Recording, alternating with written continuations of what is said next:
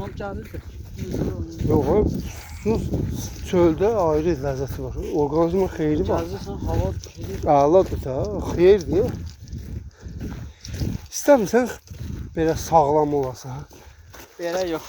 Ben necə istəyirəm? Belə uzanım divanda. Yox, elə Kul çalımda. Bax. Dara baxır. Elə bil o orqanizmi tüpüqə qoyursan. Yuxarıya da.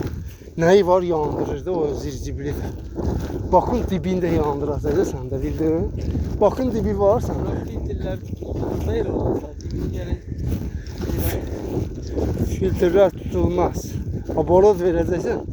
Tır tır tır tır birinci yerə eləyəcək. Nasos yanır. Birinci yerə eləyəcək. Tır tır tır part part. Benzin nasos yanır. Benzin nasıl yanır? Həqiqi ağlar ya eliş. Nəyi var? Yandırdıqça.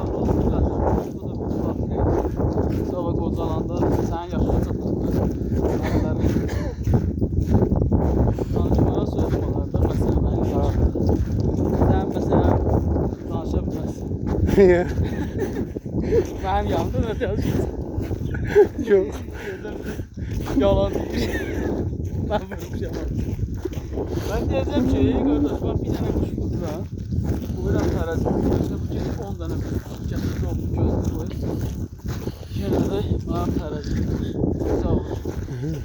Sen ne diyorsun? Yaxşı. Etsin. Ben uçan kuşları. Ben bu da güzel kuş. Ölmüş işte. Kuş uzanıp size böyle gözü sakar etti.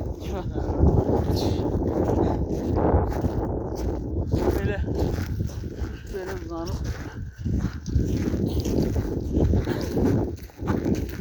Hava yok. yoksa yani var su olsa Hadi yok bir. Su olsa bir tane de böyle ne bileyim şu masket olsa bir tane ne olsa. maskeli yeterdim maskeli ben maskenin yeri de bırak Ha, gider gider. buraya çıktı Yok ha burada gitmez. gider ha Şula çıkmış gitmez. Ya o şeyden olsa. ben çekti yok Bike. yok öyle o gelir burada ne olacak lastikten de o gömrüden götürdüm ha